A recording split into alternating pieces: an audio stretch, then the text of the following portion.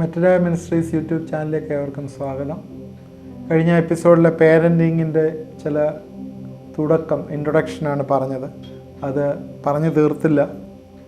കുഞ്ഞുങ്ങളുടെ കാര്യം, ഗർഭസ്ഥ ശിശുവിൻ്റെ കാര്യങ്ങളാണ് സംസാരിച്ച്. അവിടെ തൊട്ട് നമ്മൾ പേരൻറ്റിങ് തുടങ്ങണം എന്നാണ് പറഞ്ഞത്. ഈ കുഞ്ഞുങ്ങളൊന്നും നമ്മുടെ വകയല്ല എന്ന് പറഞ്ഞു. കുറച്ച് നാളത്തേക്ക് ദൈവം നമ്മുടെ കയ്യിൽ തരുന്നതാണ്. നേരത്തെ പറഞ്ഞതാണ് 18 വയസ്സ് വരെയൊക്കെ മാക്സിമം കുഞ്ഞുങ്ങൾ നമ്മുടെ കയ്യിലുണ്ടാവും. അവരെ നമ്മൾ ട്രെയിൻ ചെയ്യേണ്ട റെസ്പോൺസിബിലിറ്റി ഉണ്ട്. കാരണം കുടുംബത്തിലാണ് വ്യക്തിത്വം ഡെവലപ്പ് ചെയ്ത് വരേണ്ടത്. പ്രോപ്പറായിട്ട് ട്രെയിൻ ചെയ്യണം. അപ്പന് ജോലി, അമ്മയ്ക്ക് ജോലി, ആയ നോക്കുന്നു, അല്ലെങ്കിൽ ക്രഷിലാക്കുന്നു, ബാലവാടിയിലാക്കുന്നു, LKG UKG ഇങ്ങനെയൊക്കെ അങ്ങ് പോയിട്ട് കുടുംബത്തിൽ എഫക്റ്റീവായിട്ട് സമയം ഫ്രൂട്ട്ഫുള്ളായിട്ട് കൊടുക്കാൻ പറ്റിയില്ലെങ്കിൽ അവിടെ എല്ലാം എന്തെങ്കിലുമൊക്കെ കുഞ്ഞുങ്ങൾ അവർക്ക് എന്തൂസിയാസം ഉണ്ട്, അവർ അക്വയർ ചെയ്യും, പുറത്തുനിന്ന് പല കാര്യങ്ങൾ അക്വയർ ചെയ്യും. അത് പിന്നെ ഡിസ്ട്രക്ഷനിലേക്കും പെർവേർഷനിലേക്കും നയിക്കുന്നതായിട്ട് കാണുന്നു. അതുകൊണ്ട് മാതാപിതാക്കൾ പ്രത്യേകം ശ്രദ്ധിക്കണം. അവരെ പ്രോപ്പറായിട്ട് ട്രെയിൻ ചെയ്യണം. അത് കുറച്ച് നാളത്തേക്കാണ് തന്നിരിക്കുന്നത്. ജീവിതത്തിൽ നമുക്കറിയാം, മോശയെ അന്ന് കൊല്ലാനായിട്ട് ശ്രമിച്ചപ്പോൾ മോശെ ഒരു ഞാങ്ങണ ഒരു ചെറിയൊരു ഇതുപോലെ ഉണ്ടാക്കിയിട്ട് ബോട്ടുണ്ടാക്കി അതിനകത്ത് വിടുകയായിരുന്നു. വിട്ടിട്ട് രാജകുമാരി മോശയെ കണ്ടു, കുളിക്കാൻ വന്നപ്പോൾ കണ്ടതിന് ശേഷം മോശയുടെ അമ്മയോട് പറയുകയാണ്, രാജകുമാരി പറയാണ്, nurse the child for me, എനിക്ക് വേണ്ടി ആ കുഞ്ഞിനെ നേഴ്സ് ചെയ്യണം. I will pay for you, ഞാൻ നിനക്ക് പണം തരും. ദൈവം നമ്മളോടും പറയുന്നത് ഇത് തന്നെയാണ്. കാരണം ട്രെയിൻ ദ ചൈൽഡ്, ആ കുഞ്ഞിനെ നമ്മൾ ട്രെയിൻ ചെയ്യുക എന്നുവെച്ചാൽ അത് നമ്മുടേതല്ല. ഇപ്പം തന്നെ കുഞ്ഞുങ്ങൾ പലതും മരിച്ചു പോകുന്നതൊക്കെ നമ്മൾ കണ്ടിട്ടുണ്ട്, അല്ലേ? പല കുഞ്ഞുങ്ങളും മരിച്ചു പോകുന്നത് കണ്ടിട്ടുണ്ട്. ഈ കുഞ്ഞിനെ തിരിച്ചെടുക്കുന്നതിന് നമ്മളോട് ദൈവം അനുവാദം ചോദിക്കുന്നുണ്ടോ? ഇല്ല, അനുവാദം ചോദിക്കുന്നില്ല. നമ്മുടെ മക്കളെ പലരും ചെറുപ്പത്തിലേ മരിക്കുന്നു, നിങ്ങളോട് അനുവാദം ഒന്നും ചോദിക്കുന്നില്ല. ദൈവം തന്നു, ദൈവം എടുത്തു, അത്രേ ഉള്ളൂ. അത് കാരണം എന്താണ്? അത് നമ്മുടേതല്ലാത്തതുകൊണ്ടാണ് ദൈവം നമ്മളോട് അനുവാദം ചോദിക്കാതെ. നിങ്ങളുടെ ഒരു പേന ഒരാൾ നിങ്ങളുടെ അനുവാദമില്ലാതെ എടുക്കുമോ? നിങ്ങൾ ചോദിക്കത്തില്ലേ, ആ പേന തരുമോ എന്ന് ചോദിക്കത്തില്ലേ? എന്ന് പറയുന്ന പോലെ കുഞ്ഞുങ്ങൾ നമ്മുടെ വകയല്ല, ദൈവത്തിൻ്റെ ദാനമാണ്. നേരത്തെ പറഞ്ഞാണ്, യഹോവ നൽകുന്നതാണ്. അതൊരു വേറൊരു സെപ്പറേറ്റ് യൂണിറ്റാണ്. അവർ വേറൊരു ഫാമിലി ആകാൻ വേണ്ടി തന്നിരിക്കുകയാണ്. അതുകൊണ്ട് നമ്മളെന്താ ചെയ്യേണ്ടത്?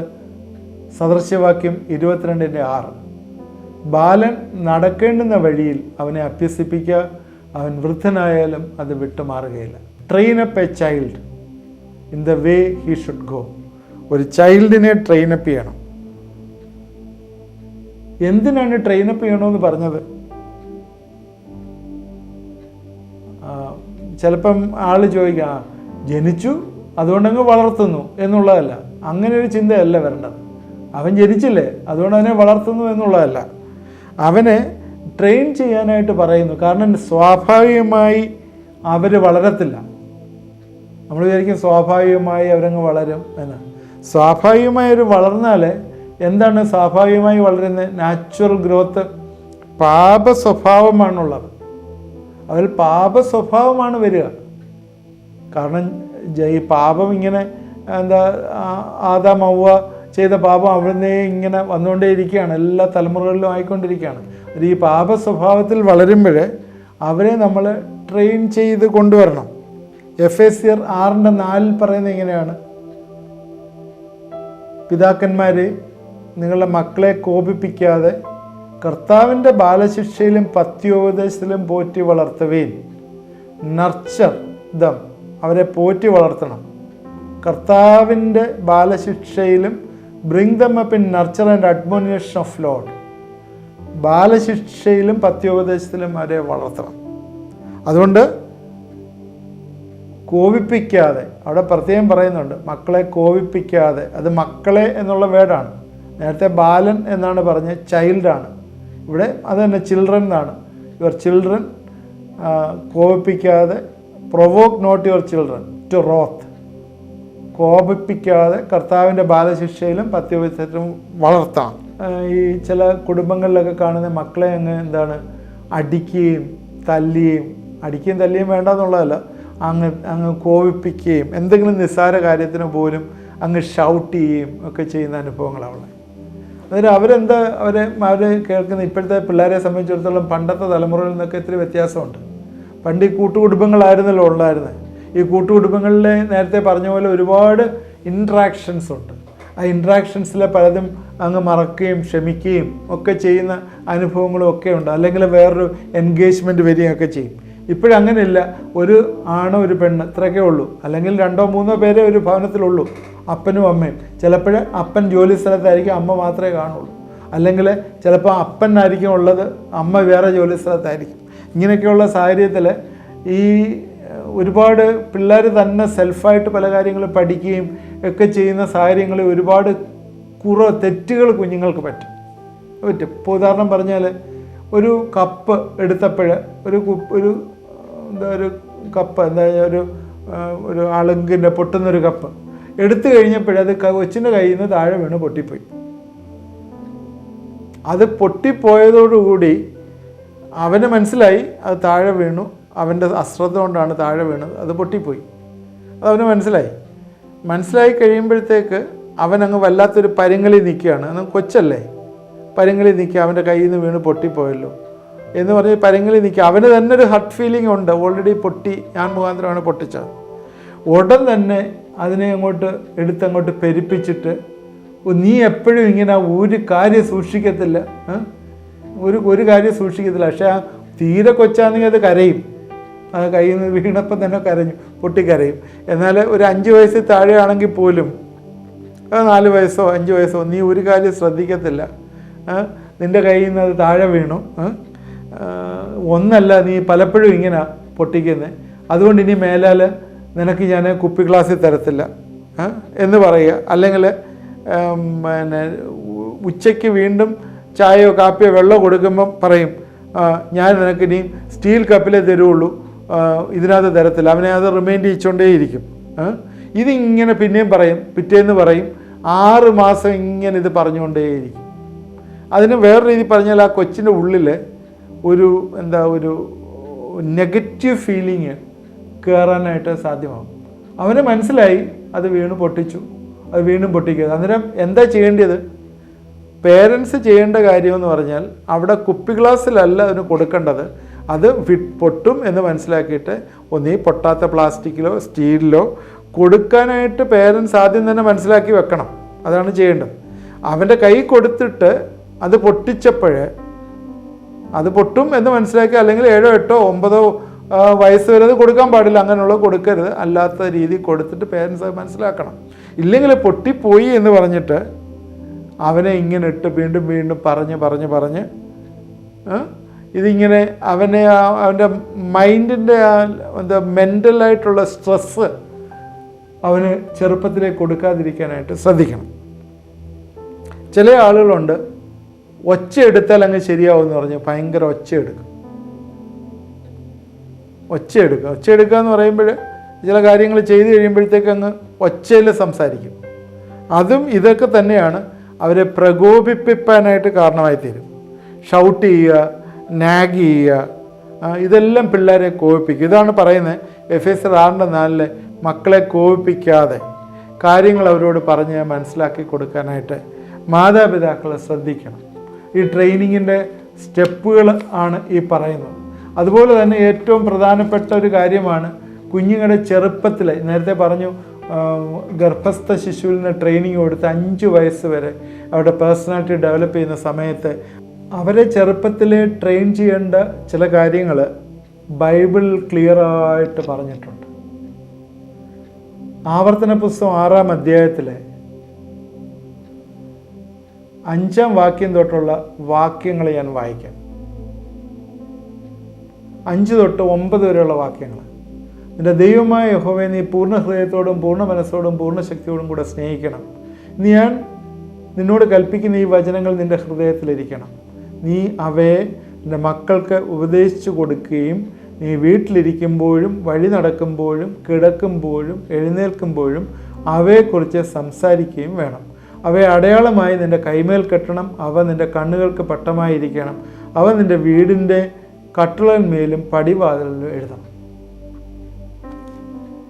ഇപ്പം ഇതുപോലെ എല്ലാം എഴുതി കണ്ണിലൊക്കെ കെട്ടിയൊക്കെ പോകാനായിട്ടൊക്കെ ഇപ്പോൾ ആൾക്ക് പ്രയാസമാണെങ്കിൽ ഇതിനകത്ത് ഉള്ള കണ്ടൻറ്റ് എന്ന് പറയുന്നത് നീ ദൈവത്തെ സ്നേഹിക്കണം. ആദ്യത്തെ കാര്യം പിതാവിനോട്, ഒരു ഫാദറിനോട് ഞാൻ പറയുന്നത്.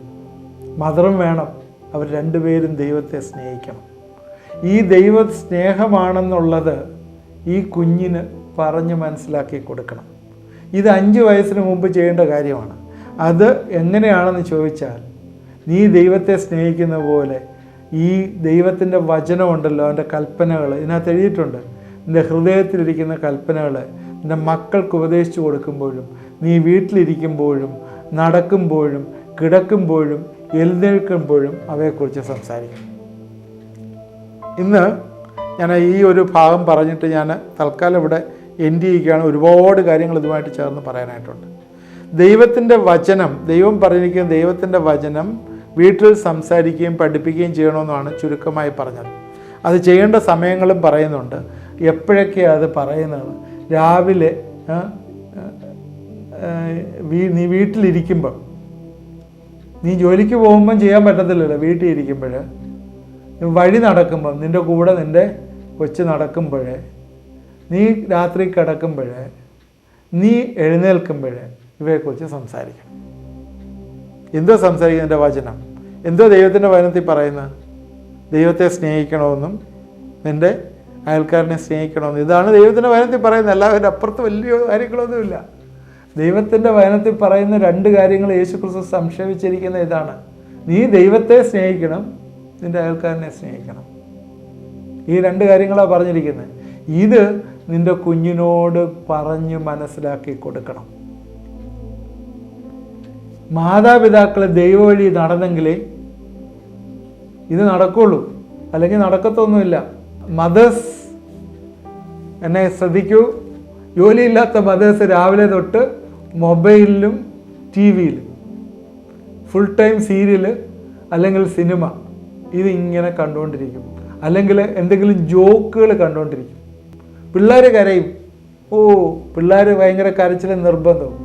അന്നേരം പിള്ളേരെ ഒന്ന് ഒതുക്കണമല്ലോ. ഉടൻ തന്നെ കാർട്ടൂൺ ചാനൽ കൊച്ചുങ്ങൾക്ക് വെച്ച് കൊടുക്കും. കാർട്ടൂൺ ചാനലിനെ കുറിച്ച് ഒരു എപ്പിസോഡ് മുഴുവനായിട്ട് പറയുന്നുണ്ട്, അങ്ങനെ പറയാം. കാർട്ടൂൺ ചാനൽ കൊച്ചുങ്ങൾക്ക് വെച്ച് കൊടുക്കും. അല്ലെങ്കിൽ മൊബൈലിലെ കാർട്ടൂണൊക്കെ വരുമല്ലോ, അതിങ്ങനെ വെച്ച് കൊടുക്കും. കൊച്ചുങ്ങളത് കണ്ട് സന്തോഷിക്കും. കൊച്ചുങ്ങൾക്ക് ചെറുപ്പത്തിൽ അതിനങ്ങ് മൊബൈൽ കൊടുക്കുകയാണ്. ഈ കുഞ്ഞുങ്ങളായി ഇങ്ങോട്ട് വന്നിട്ട് പിന്നെ എൻ്റെ ആവശ്യം നടത്താതിരിക്കുമ്പോൾ അമ്മയെ കഴുത്തിന് വെട്ടുന്നു. ഈ കൊച്ചാ പിന്നെ അത് ചെയ്യുന്നത്. അതുകൊണ്ട് ദൈവത്തിൻ്റെ മക്കളായിട്ടിരിക്കുന്ന, ദൈവ വഴിയിൽ ജീവിക്കുന്ന മാതാപിതാക്കൾ, ദൈവത്തെ അറിഞ്ഞ് ജീവിക്കുന്ന മാതാപിതാക്കൾ ഈ പറയുന്ന പ്രമാണം, ഡ്യൂട്രോണമി 6 പറയുന്ന പ്രമാണം, നീ നടക്കുമ്പോഴും, നീ ഇരിക്കുമ്പോഴും, നീ കിടക്കുമ്പോഴും, നീ എഴുന്നേൽക്കുമ്പോഴും 4 പ്രാവശ്യം അവിടെ പറയുന്നത് യേശുവിൻ്റെ വചനം സംസാരിക്കണം. ഇതവർക്ക് പറഞ്ഞു കൊടുക്കണം. അത് പറഞ്ഞു കൊടുക്കാൻ നിനക്ക് പറ്റത്തില്ലാത്ത സമയത്ത് അവരോട് സംസാരിക്കാൻ വേണ്ടിയാണ് അത് ഒട്ടിക്കാൻ പറഞ്ഞത്. അത് ഒട്ടിച്ചു വെക്കാൻ പറഞ്ഞത്, പടിവാതിലും കട്ടിൽമേലും എഴുതി വെക്കാൻ പറഞ്ഞത്. അത് എഴുതി വെക്കുമ്പോൾ, അത് നീ വീട്ടിലില്ലാത്തപ്പോൾ, നീ ജോലിക്ക് പോകുമ്പോൾ അത് അവർ വായിക്കും. എന്ന് പറഞ്ഞാൽ ഉറങ്ങുന്ന സമയം ഒഴിച്ച് ബാക്കിയുള്ള സമയമെല്ലാം ദൈവത്തിൻ്റെ വചനമായിരിക്കണം നിൻ്റെ ഭവനത്തിൽ ഡിസ്കസ് ചെയ്യേണ്ടത്. ഹല്ലേലൂയ. അങ്ങനെ ദൈവത്തിൻ്റെ വചനം ഡിസ്കസ് ചെയ്യുന്ന ഒരു ഫാമിലിയിലും ഞാൻ ദൈവസന്നിധിയിലെ ദൈവത്തിൻ്റെ മകനായിട്ടുള്ള ഉറപ്പോടുകൂടി നിങ്ങളോട് പറയുകയാണ്, ഒരു ബാധയും വരത്തില്ല, ഒരു മക്കളും നശിച്ചു പോകത്തില്ല, ഒരു നെഗറ്റീവ് കാര്യവും ദൈവത്തിൻ്റെ ജീവിതത്തിൽ ഉണ്ടാകത്തില്ല. ദൈവം സമ്മതിക്കത്തില്ല. കാരണം നിൻ്റെ വീട്ടിൽ ദൈവത്തിൻ്റെ വചനത്തിന് പ്രാധാന്യം കൊടുത്തിരിക്കുകയാണ്. അതാണ് ഏറ്റവും പരമപ്രധാനമായിട്ടൊരു ഭവനത്തിൽ ചെയ്യേണ്ടത്. ഇത് സൊല്യൂഷൻ പറയുമ്പോഴാണ് പറയുന്നെങ്കിൽ ആദ്യമേ ഞാനങ്ങ് പറഞ്ഞതാണ്. ഇത് ചെയ്യുന്ന ഭവനം അനുഗ്രഹിക്കപ്പെടും. അതുകൊണ്ട് ദൈവത്തെ സ്നേഹിക്കുക, നിൻ്റെ അയൽക്കാരനെ സ്നേഹിക്കുക എന്നുള്ള ചട്ടം മാതാപിതാക്കൾ അനുസരിക്കുന്നുണ്ടെങ്കിൽ അത് മക്കൾക്ക് പറഞ്ഞു കൊടുക്കണം. വീട്ടിലിരിക്കുമ്പോഴും കിടക്കുമ്പോഴും രാവിലെ നിൻ്റെ ദിനചര്യ വഴി അത് മക്കൾക്ക് കമ്മ്യൂണിക്കേറ്റ് ചെയ്ത് കൊടുക്കണം. ഇത് ചെയ്യേണ്ട സമയം ചെറുപ്പം മുതലേ 5 വയസ്സ് വരെ നിങ്ങൾ റെഗുലറായിട്ട് ചെയ്യുന്നുണ്ടെങ്കിൽ പിന്നെ അവർ തന്നെ ഇനിഷ്യേറ്റീവ് എടുത്തോളം നിങ്ങളെ വിളിച്ചിരുത്തും. കുടുംബ പ്രാർത്ഥനയുടെ കാര്യം പറയുമ്പോൾ ഞാൻ അതിനെക്കുറിച്ച് കൂടുതലായിട്ട് പറയാം. തീർച്ചയായും ദൈവത്തിൻ്റെ വചനം ഭയങ്കര ഇമ്പോർട്ടൻസ് ഉള്ളതാണ്. അതാണ് കുടുംബത്തിൻ്റെ എല്ലാ ആവശ്യങ്ങളും മീറ്റ് ചെയ്യുന്നത്. അതൊക്കെ പറഞ്ഞാൽ ഒരുപാട് പറയാനായിട്ടുണ്ട്. അതുകൊണ്ട് ചുരുക്കമായിട്ട് പറയട്ടെ, പ്രധാനമായിട്ട് 5 വയസ്സ് വരെ നമ്മൾ കുഞ്ഞുങ്ങളെ സ്നേഹിക്കുകയും കരുതുകയും അവരുടെ ആവശ്യങ്ങൾ കൂടെ ഇരിക്കുകയും ചെയ്യുമ്പോൾ തന്നെ ബൈബിൾ സ്റ്റോറീസൊക്കെ അവർക്ക് പറഞ്ഞു കൊടുക്കുക. ഈ കാർട്ടൂണൊന്നും വെക്കാതെ ബൈബിൾ സ്റ്റോറീസ് പറഞ്ഞു കൊടുക്കുക. അതുപോലെ ബൈബിളിലെ ചെറിയ നല്ല കഥകളുണ്ടല്ലോ, അതെല്ലാം പറഞ്ഞ് മനസ്സിലാക്കി കൊടുക്കുക. യേശു ക്രിസ്തുവിനെ കുറിച്ച് പറഞ്ഞു കൊടുക്കുക. ചെറിയ മനസ്സിൽ പറയുന്നുണ്ടല്ലോ, വൃദ്ധനായാലും വിട്ടുപോവുകയില്ല, അവരെല്ലാം ഉറയ്ക്കാനായിട്ട് ഇടവരും. അതിനെക്കുറിച്ച് പറഞ്ഞു തീർന്നില്ല, തുടർമാനമായിട്ട് നമുക്ക് ചിന്തിക്കാം. ഇന്നത്തെ ചിന്തകൾ നമുക്ക് ദൈവത്തിൻ്റെ പ്രസാദകരമായി എന്ന് വിചാരിക്കുന്നു. നിങ്ങളിത് ആരെങ്കിലും പ്രാക്ടീസ് ചെയ്തിട്ടില്ലെങ്കിൽ അതൊന്ന് പ്രാക്ടീസ് ചെയ്യാൻ തുടങ്ങുക. കൊച്ചു കുഞ്ഞുങ്ങളുള്ളവർ ഒന്ന് പ്രാക്ടീസ് ചെയ്യാൻ തുടങ്ങുക. ഞാൻ 5 വയസ്സ് വരെയുള്ള കുഞ്ഞുങ്ങൾക്ക് ഏത് രീതിയിലാണ് നമ്മൾ അവരെ പേരൻറ്റിങ് അവരെ നടത്തേണ്ടതെന്നുള്ളതിൻ്റെ ഒരു പടി മാത്രമേ പറഞ്ഞുള്ളൂ. ഇനി ഒരുപാട് കാര്യങ്ങൾ പറയാനായിട്ടുണ്ട്. അതുകൊണ്ട് ദയവായിട്ട് ഇത് കേൾക്കുക, നമുക്ക് പ്രയോജനമായി തീരും. ഇത് ഈ ചെറിയ കുഞ്ഞുങ്ങളുള്ളവർ പ്രത്യേകിച്ച് ഇത് കൺസേണോട് എടുത്ത് നിങ്ങളുടെ കേസാണെന്ന് പറഞ്ഞ് നിങ്ങളത് ചിന്തിക്കുക, പ്രാർത്ഥിക്കാം. ദൈവമായ കർത്താവെ, ഇത് കണ്ടുകൊണ്ടിരുന്ന എല്ലാവരെയും ഞങ്ങൾ അനുഗ്രഹിച്ച് പ്രാർത്ഥിക്കുന്നു. കൊച്ചു കുഞ്ഞുങ്ങളെ കർത്താവെ, നിഷ്കളങ്കമായ മനസ്സിനെ ആയിട്ടുള്ള കുഞ്ഞുങ്ങളെ ഞങ്ങൾ ഈ തരണത്തിലെ ദൈവകരങ്ങളിലേക്ക് സമർപ്പിക്കുന്നു. ഇത് കണ്ടുകൊണ്ടിരിക്കുന്ന പല കുടുംബങ്ങളിലും കൊച്ചു കുഞ്ഞുങ്ങളുണ്ടല്ലോ, അവരെ കെയർ ചെയ്യുവാനായിട്ട്, പ്രൊട്ടക്റ്റ് ചെയ്യുവാനായിട്ട്, അവരെ ദൈവവചനത്തിൽ വളർത്തുവാനായിട്ട് ഇന്ന് മാതാപിതാക്കൾക്ക് സമയവും സാവകാശവും കൊടുക്കണമേ എന്ന് പ്രാർത്ഥിക്കുന്നു. ഈ ദിവസങ്ങളിൽ കർത്താവെ, ടിവിയും മൊബൈലും അല്ല അവർക്ക് കൊടുക്കേണ്ട, അവർക്ക് ദൈവവചനം പറഞ്ഞു കൊടുക്കാനായിട്ട് മാതാപിതാക്കൾ ആ രീതിയിൽ ജീവിപ്പാനായിട്ട് കർത്താവെ സഹായിക്കണമേ എന്ന് പ്രാർത്ഥിക്കുന്നു. അങ്ങനെയുള്ള മക്കൾ അനുഗ്രഹിക്കപ്പെടും. അവരെന്നേക്കുമായിട്ട് ദൈവവചനത്താൽ നിറഞ്ഞ അനുഗ്രഹം പ്രാപിക്കുന്നവരാവും എന്ന് ഞങ്ങൾ അറിയുന്നു. ദൈവമേ, ഈ വിഷയം പ്രത്യേകം നിൻ്റെ കരങ്ങളിലേക്ക് സമർപ്പിക്കുന്നു. ചില വൈകല്യങ്ങൾ വന്ന ചില കുഞ്ഞുങ്ങൾ ചില ഭവനത്തിലുണ്ട്. കർത്താവ്, ചെറുപ്പത്തിലെ അവരെ ട്രീറ്റ് ചെയ്ത് സൗഖ്യമാക്കാനായിട്ട് പറ്റുമെന്ന് ദൈവത്തിൻ്റെ ആത്മാവ് പറയുന്നു. ചില കാര്യങ്ങളിലൊക്കെ കർത്താവുള്ള വിടുതൽ കൊടുക്കണമേ. അറിയാത്ത അത്ഭുതങ്ങൾ അവിടെ വരട്ടെ എന്ന് പ്രാർത്ഥിക്കുന്നു. ചില പ്രയാസങ്ങൾ കുഞ്ഞുങ്ങൾ അനുഭവിക്കുന്നു. പ്രത്യേകിച്ച് ഹാർട്ടുമായിട്ട് റിലേറ്റ് ചെയ്ത ചില പ്രയാസങ്ങൾ കുഞ്ഞുങ്ങൾക്ക് വന്ന് കർത്താവെ, വാൽവിന് ഓപ്പറേഷൻ വേണമെന്നൊക്കെ പറഞ്ഞിരിക്കുന്ന ചില കുടുംബങ്ങൾ ഇത് ശ്രദ്ധിക്കുന്നു. യേശുവിൻ്റെ നാമത്തിൽ വലിയൊരു ഡെലിവറൻസ് അവിടെ വന്നു ചേരട്ടെ എന്ന് പ്രാർത്ഥിക്കുന്നു. ദൈവമേ, ഞങ്ങൾ അവരെ അനുഗ്രഹിച്ച് പ്രാർത്ഥിക്കുന്നു. ആ കുറവ് നീ നികത്തി പരിഹരിക്കണം. ഓപ്പറേഷൻ ഇല്ലാതെ അത് ഇല്ലാതെയായി തീരട്ടെ എന്ന് പ്രാർത്ഥിക്കുന്നു. ഞങ്ങൾ ഈ സമയത്ത് ഏൽപ്പിച്ച് പ്രാർത്ഥിക്കുന്നു. ദൈവത്തിൻ്റെ കരുണ, ദൈവത്തിൻ്റെ കൃപ ആ കുടുംബത്തെ ചുറ്റിക്കൊള്ളട്ടെ. അറിയാത്ത വഴിയിൽ നിന്ന് അത്ഭുതങ്ങൾ അവിടെ വന്നു ചേരട്ടെ എന്ന് പ്രാർത്ഥിക്കുന്നു. എന്നോട് ചേർന്ന് പ്രാർത്ഥിച്ചവരെല്ലാം ദൈവം ഈ ദിവസങ്ങൾ അനുഗ്രഹിക്കുന്ന സ്തോത്രം. പ്രാർത്ഥന കേട്ടോർത്ത് സ്തോത്രം. യേശു ക്രിസ്തുവിൻ്റെ നാമത്തിൽ പ്രാർത്ഥിക്കുന്നു, കേൾക്കണമേ. ആമേൻ. ഇത് കണ്ടുകൊണ്ടിരുന്ന എല്ലാവരും ദൈവം അനുഗ്രഹിക്കട്ടെ. തുടർമാനമായി വാച്ച് ചെയ്യണം. കൊച്ചു കുഞ്ഞുങ്ങളുടെ മോൾഡിങ്, മെൻറ്ററിങ്, അതുപോലെ അവരുടെ പേരൻറ്റിങ്ങിനെ കുറിച്ചാണ് പറഞ്ഞത്. അതിനിയും പറയാനായിട്ടുണ്ട്. വീണ്ടും അത് നമുക്ക് സംസാരിക്കാം. ഇത് നിങ്ങളുടെ ഫ്രണ്ട്സിന് അയച്ചു കൊടുക്കുക. ആദ്യമായിട്ട് കാണുന്നവർ സബ്സ്ക്രൈബ് ചെയ്യുക. അതുപോലെ നിങ്ങളുടെ അഭിപ്രായങ്ങൾ ആ കമൻറ്റ് ബോക്സിലിടുക. പ്രയർ റിക്വസ്റ്റുകൾ ഉണ്ടെങ്കിൽ നിങ്ങൾ അറിയിച്ചാൽ നിങ്ങൾക്ക് വേണ്ടി പ്രാർത്ഥിക്കുന്നതാണ്. ദൈവം നമ്മളെ എല്ലാവരെയും അനുഗ്രഹിക്കും.